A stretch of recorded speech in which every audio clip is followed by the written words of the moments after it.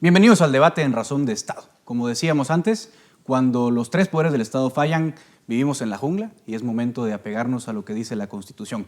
Esta noche nos acompañan el doctor Alfredo García Sicavisa, el licenciado Omar Barrios Osorio y el licenciado Andy Yavaloa para discutir, si no, el tema que más ha abarcado la atención de los guatemaltecos estos días, y es el anuncio unilateral del gobierno de Guatemala de poner fin al acuerdo de CICIG y Guatemala. Así que vamos a entrar de lleno al debate. Señores, gracias por acompañarnos en esta noche. Andy, empiezo contigo directamente. El acuerdo de CICIG lo da por terminado el gobierno de forma unilateral. Ya la Corte resuelve hoy que esa manera de hacerlo era ilegal. ¿Acierta la Corte? ¿Se equivoca el presidente? ¿Cuál es tu opinión? Que la Corte acierta quizás por la necesidad de la situación. Seamos honestos, el acuerdo de CICIG ya establecía una forma de terminación y era por un plazo. Estaba por 2 años, hubo una ampliación posterior y esa ampliación daba que se terminaba en septiembre de este año. ¿Cuál es la prisa? Eso es lo que yo digo. Y en ese orden de cosas, a través de un acuerdo gubernativo, el 2-2019, pretender de forma unilateral, que no está concebido de esa manera dentro del propio acuerdo de creación de CICIG, pretender dar por terminado aquello, me parece que es algo irrisorio cuando menos. ¿Cuál era el objetivo de hacer eso, Omar, de dar este anuncio unilateral y de tensar un poco la cuerda constitucional? Porque al final de cuentas iba en contra de todo lo establecido en la Convención de Viena, ¿o es de una opinión contraria usted? Bueno, no, la verdad que yo lo que estoy viendo es que cada quien va aumentando su nivel de errores, ¿verdad? Falla la comisión, falla el comisionado, falla el presidente, falla la Corte Constitucional. El derecho lo han hecho un revoltijo. Si vamos a la parte concreta, la intención del presidente es totalmente errónea, no tiene fundamento legal para esa decisión, confunde todo el mundo el acuerdo, confunden la cooperación y confunden la comisión y hasta el comisionado, son cosas distintas. El presidente podía darle finalización a la cooperación que brindaba el Ejecutivo, pero no le puede dar finalización a un acuerdo internacional. Entonces creo que hay cuestiones que no se han analizado a profundidad y que se han confundido y se han complicado. Por otro lado, la Corte de Constitucionalidad, comparto lo que decía el licenciado, no es la materia realmente de amparo esto. ¿Podría ser una inconstitucionalidad? Podría, pero yo te reiteraría que ahí no había que hacer nada. Ese acto de gobierno es un acto nulo ipso iures, como una comunicación de publicidad, porque no tiene ninguna validez lo que había emitido el gobierno. Aquí lo que habría que ver es cuál es la intención trasfondo, pero mi especialidad no es en la parte política, sino en la jurídica. Doctor García, si la CICIG se iba en septiembre, porque el 3 de septiembre de este año vence el acuerdo de CICIG, ¿cuál era la prisa del gobierno por ponerle término de forma intempestiva a este acuerdo? Creo que es la proximidad al proceso electoral y el hecho de que CICIG está metida ilegalmente con el TSE. ¿En qué sentido está metida ilegalmente la CICIG? En el sentido de que la ley electoral y de partidos políticos que regula y reglamenta al Tribunal Supremo Electoral no faculta al Tribunal Supremo Electoral para firmar este tipo de convenios. Y los funcionarios públicos, incluidos los magistrados del Tribunal Supremo Electoral, solo pueden hacer lo que la ley les dice. Entonces hay 2 dimensiones en esto, la dimensión jurídica y la dimensión política. Y la dimensión política tiene que ver también con la violación al acuerdo que hizo el secretario general de la ONU. Pero si el acuerdo, vamos a en orden, si el acuerdo de cooperación entre el Tribunal Supremo Electoral y CICIG es nulo, ¿por qué no se impugnó ese acuerdo en concreto? Claro que se ha impugnado, pero se están haciendo brochas, para hablar en términos muy coloquiales. Yo tengo a mí, precisamente lo que mencionabas, creo que sí es relevante. ¿Por qué siempre tratar de irnos con una argumentación, digamos, metajurídica, por decirlo en algunos términos, más allá del derecho, cuando hay canales adecuados para poder obligar a que reculen en decisiones que cualquier ciudadano que considere que se está violentando la ley, la Constitución de la República, puede tomar acciones? 135 de la Constitución nos obliga a todos. Entonces, ¿por qué tener que acudir, por ejemplo, a medios de comunicación o a las dichosas redes sociales para empezar ahí a llevar agua al molino? A mí me llama mucho la atención eso. Y si efectivamente no estaban empoderados legalmente, pues que se denuncie y que se ataque por los canales legales. A mí me sigue preocupando que quieran pasar por encima de nuestra Constitución y nuestro sistema legal. Licenciado Barrios, ¿coincide usted con ese planteamiento? O sea, se está metiendo el Tribunal Supremo Electoral a materias que no le competen y eso legitima al presidente a tomar esta decisión. Aquí sí es un grave error de la Comisión interferir dentro del Tribunal Supremo por muy buena fe que hubiera o por mucha colaboración. ¿Por qué? Con fundamento.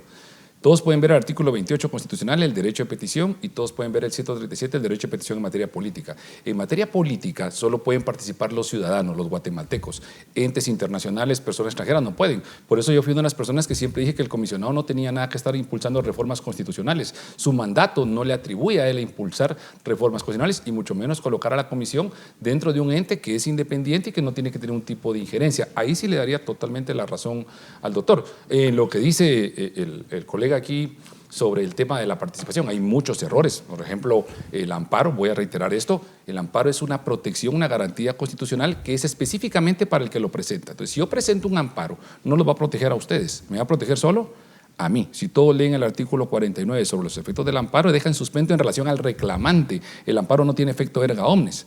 Pero si lo vemos como una oportunidad para tranquilizar la situación y el contexto que está haciendo, pues bienvenido. Pero sí habría que analizar bien cuáles son los rangos de participación correctos de cada uno de los sujetos, como los rangos donde se han equivocado.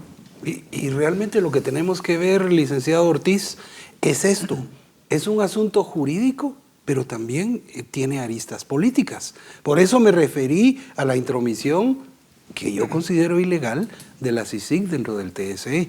Sin embargo, dentro del aspecto jurídico, este tipo de medidas que se están tomando obligan a todas las partes a incurrir en ilegalidades.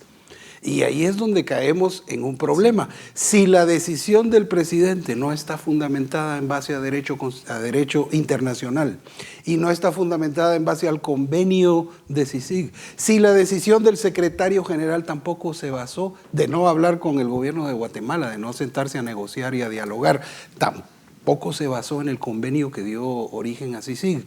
Todos están cometiendo errores y ahora la Corte de Constitucionalidad sacó un amparo que viola artículos específicos de la ley de amparo y lo hizo ver la magistrada presidente, que ella señala específicamente los artículos y dice: yo me separo de esta decisión porque es violatoria al debido proceso, lo cual también ya da luces para otro tipo de procesos. Lo que estamos haciendo, y en este caso es bueno, y lo mencionaba yo anteriormente en otra entrevista, es estamos judicializando un proceso, sí, evitando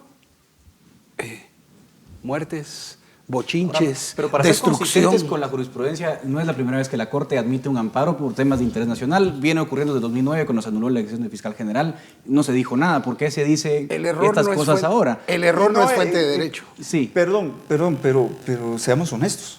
Esto no viene únicamente dentro de la corriente del desarrollo constitucional guatemalteco.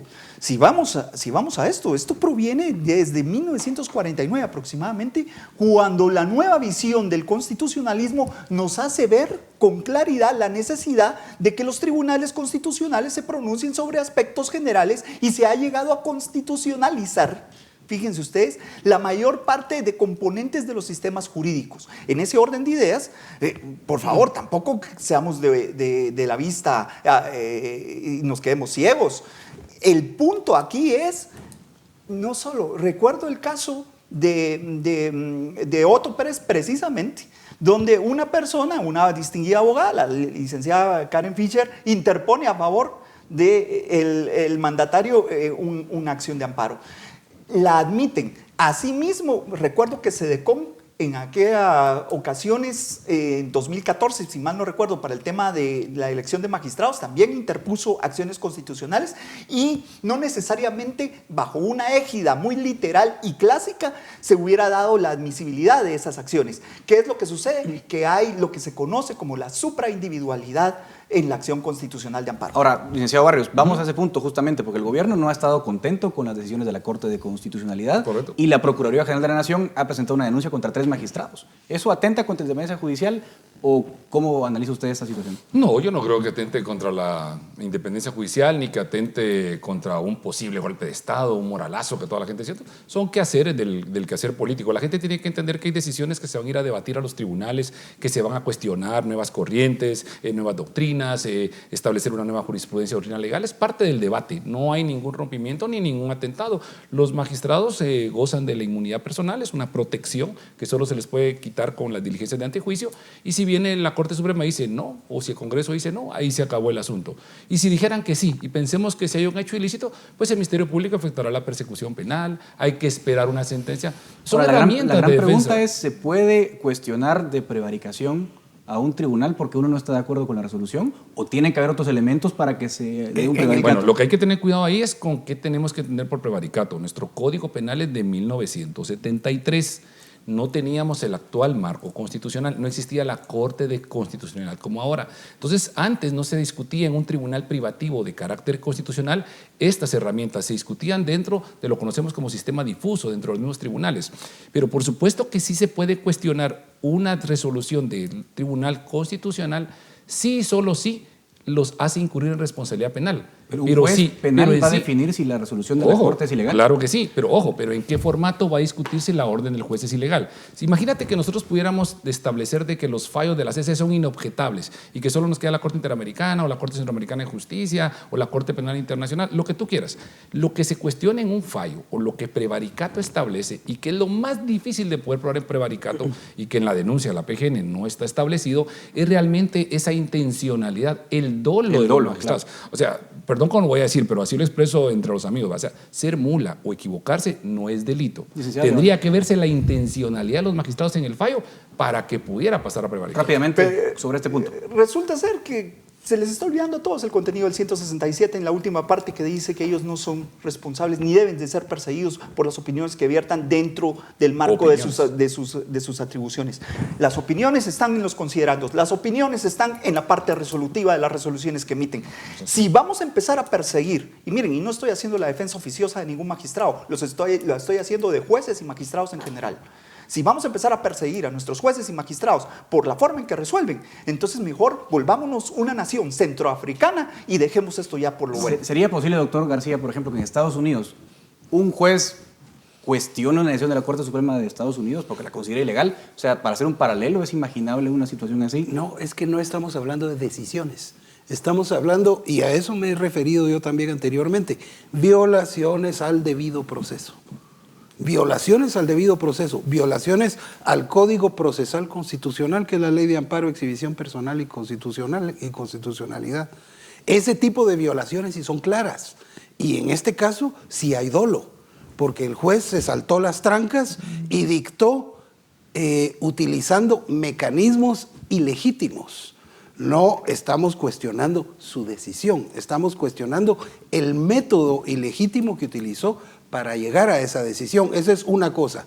Y la segunda, la Corte Suprema de Justicia no debería de tener ninguna injerencia en los antejuicios contra los que señala la Constitución le corresponden al Congreso. Bueno, la Constitución es clara. No. Hay jurisprudencia, pero es jurisprudencia chafa. Perdón por la experiencia. ¿Licenciado? Bueno, solo aclarar que el artículo que cita mi colega, en cuanto a las opiniones a las que está eximiendo de responsabilidad son como el equivalente académico a las opiniones que emiten los diputados. O sea, ellos pueden hacer pronunciamientos como las ruedas de prensa y todo eso. Realmente un magistrado no emite su opinión dentro de sus resoluciones. Él lo que emite son actuaciones jurisdiccionales. A eso se refiere. Pero no podríamos eximir totalmente a los funcionarios públicos de cualquier cosa. Imagínense, le estaríamos dando una bandera. Lo que sí hay que tener presente es que los entes que nombran a los magistrados que van a integrar tienen que ser más cuidadosos con la selección de los magistrados, porque estamos diciendo que vamos a mandar al top del conocimiento ahí. Yo no creo que haya prevaricato hasta el momento en las actuaciones, porque los errores que ha cometido la Corte de Constitucionalidad, que son pues errores graves administrativos, jurisdiccionales o de interpretación, se pueden solucionar por otras vías, pero tampoco puedo aceptar yo que nos vayan a decir ellos están eximidos de cualquier responsabilidad, cualquier pronunciamiento. Le estaríamos dando a 5 magistrados la titularidad de poder hacer cualquier cosa. O sea, su cuestionamiento es hipotético, pero usted cree que en el caso concreto de la Corte no proceden las denuncias. Ojo, para verificar realmente la procedencia, lo que hay que ver es en la denuncia la intencionalidad. Prevaricato está en los delitos contra la administración de justicia. Si un juez violenta sus principios funcionales, las competencias, las atribuciones que ha tenido, y a sabiendas de que está haciendo ese dolo, que es por decirte así, el verbo rector, sí, que te va a solicitar que tenga ese conocimiento, que lo ha hecho con esa intención, entonces sí, pero ¿cómo vas a demostrar eso? Hay que meterse en la cabeza del juez. Hay que meterse en la cabeza del juez, pero aparte de eso es muy difícil probarlo. vuelvo a insistir, el 167 en la última parte dice: no podrán ser perseguidos por las opiniones expresadas en el ejercicio de su cargo. Y el ejercicio del cargo está definido por la Constitución en los artículos 163 y 164. No es otro cargo, no es otra función. Ellos se tienen que pronunciar a través de las resoluciones que emiten. Y es sobre esto que no se les debe de perseguir. Solo mire el capítulo donde está el 167. El capítulo le va a orientar a usted a qué se refiere. Es importante que todos, para analizar un artículo, no lo analicemos aisladamente. No lo estoy analizando aislado, licenciado, como el error que disculpe pasa que se lo con el digo. amparo. Eso es una Viene la gente ejercicio y interpreta el amparo equivocado. provisional con un capítulo y el amparo definitivo con otro capítulo. Siempre hay que ver los capítulos. Vamos a hablar, ya nos quedamos sin tiempo. Vamos a ver la última fase. ¿Qué es válida la institución entre abogados? ¿Cuál va a ser el futuro de esta, llamémosla así, crisis? El Ejecutivo tiene una orden ahora de la Corte de Constitucionalidad, un amparo provisional que le dice que tiene que estar en vigencia. ¿Cuál debe ser el camino, doctor García? El camino es bien sencillo. El camino es obedecer la instrucción de la Corte, que habla de exhortación, negociar con Naciones Unidas. Espero que Naciones Unidas se dé cuenta del peligro que está poniendo al sistema en general en Guatemala. Los logros de 35 años se pueden caer en 10 minutos si a alguna de las partes se le ocurre romper. Tiene que haber voluntad de diálogo por parte de Naciones Unidas, que es una organización que se creó para la paz, para el mantenimiento de y velar por los derechos humanos. Entonces, hay razones por las cuales pedir que se retire Sisi, que ha violado derechos humanos de guatemaltecos y de extranjeros residentes en Guatemala, por supuesto. Por lo tanto, creo yo que el camino es el diálogo, sentarse todo el mundo, bajar un poquito la intensidad emotiva y luego proceder al diálogo y hacer una transición apropiada. ¿Podemos hacer esa conclusión, licenciado Barrios? ¿Procede a acatar la orden y dialogar con Naciones Unidas? Sí, definitivamente. Nos agraden o no nos agraden las resoluciones de la Corte, es el máximo tribunal constitucional, aquí se deben obedecer. Cuidadito con esa mala interpretación que han estado haciendo de que no estoy obligado a cumplir órdenes manifiestamente ilegales. Ahí no hay ninguna manifiesta ilegalidad. Puede ser que no nos agrade, hay que diferenciar la falta de legitimación con la falta de legalidad. Tiene que cumplir el presidente la orden, venga por un trámite adecuado o no, pero sí quisiera acotar algo. Aquí hay gran responsabilidad del secretario general de Naciones Unidas. ¿Cómo vas a tener al líder de la Organización de Asamblea de Naciones Unidas que tiene que dirigir todo el quehacer político mundial y no pueda resolver un simple conflicto entre un comisionadito y un jefe de Estado? Es imposible que no pueda resolverlo y que no le ponga atención cuando tiene que ver toda la estructura mundial. Entonces hay que también reclamarle a Antonio Gutiérrez por qué no ha puesto orden y buscar quién va a sentar a las partes y ponerlos en orden. Para finalizar, licenciado Yavalot, conclusión. Efectivamente, es indispensable que se agote la vía que establece el artículo 12 del acuerdo suscrito entre el gobierno de Guatemala y la Organización de Naciones Unidas, o el Secretariado de Naciones Unidas, para ser lo más correcto, porque ese es un grave error, es un grave error del amparo, ¿eh? Ya lo viste, no le dice a la Asamblea y no en ese orden de cosas, agotar esas instancias y, ojo, respetar las resoluciones de los órganos jurisdiccionales, ante todo. Sin duda alguna, les agradezco a los tres por este sincero y directo debate, que es lo que la ciudadanía necesita en estos momentos para formar su opinión. Les agradezco muchísimo. Hasta acá el debate en Razón de Estado, y esto fue todo.